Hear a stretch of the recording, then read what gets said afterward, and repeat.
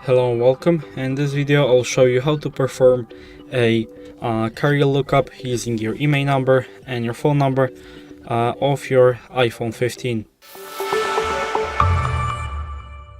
So all you have to do first is to go to your phone app and dial this number, and that's the quickest way to get access of your IMEI number. And then you can enter the IMEI.info website and type in your IMEI number right here.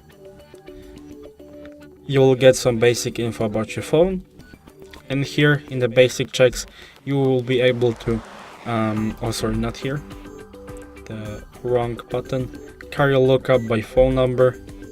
And here, when you enter your phone number, you'll be able to perform the career lookup. So if you enjoyed this video and consider it helpful, leave a like, subscribe, and thanks for watching.